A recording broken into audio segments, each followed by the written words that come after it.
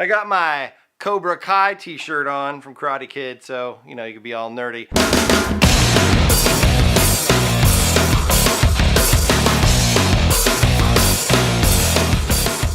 Hey, it's Brian from Crash Course Camera, and if you remember in the original movie, Ralph Macchio, you know, spends a lot of time getting his ass kicked by Cobra Kai.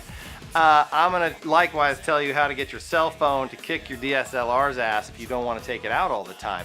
Most people think that's not possible. Yeah, they don't think you can do it, but you can, trust me. Buying an expensive DSLR doesn't automatically make your pictures better.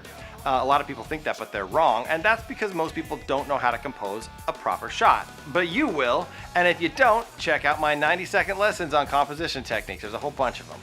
Anyway, your cell phone camera can make pictures that are just as amazing, just as emotionally charged, and just as awesome as a DSLR, and that's because great photos aren't about your camera at all. Sure, a nicer, higher resolution camera helps, all the new modern technologies are helpful, but no amount of money that you throw at the latest tech can fix a crappy composition.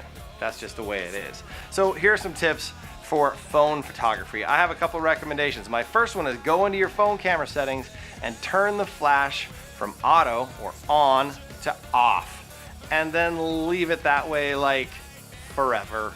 It looks horrible pretty much always. I literally never use the onboard flash, and neither should you.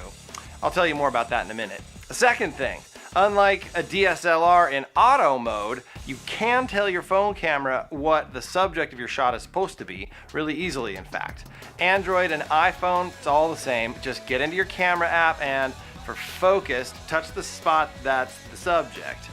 For a portrait, this would be the person's face, right? And to get exposure right, touch and hold that same spot. It'll focus and get exposure at the same time, and you'll see the exposure change. And then you can snap the shutter. Just don't wait too long though, because your phone will reset temporary exposure change in a few seconds. Thing number 3, this is one of my favorite tricks since your phone's flash is now permanently off.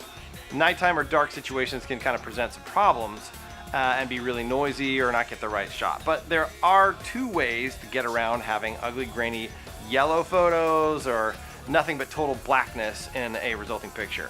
Number 1, get a friend to put their phone into flashlight mode and use that as your light source. Have them shine it on your subjects, above and to the side and front by about 45 degrees in all directions, like this. Then snap the shutter. Method number 2, if you're by yourself and you don't have an extra phone or flashlights to use, just look for a light source that's around you and move to a spot that puts that light, yep, you guessed it, above and to the side and the front, 45 degrees-ish, like this one.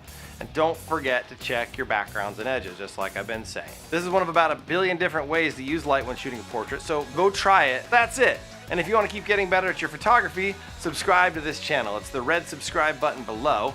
And then go to the Crash Course Camera Facebook group and join that so that you can post your practice shots. You're going to get a ton of feedback for free in real time with all the other folks just like you, and whoosh, whoosh, get better at your photography. Cool? Rock on.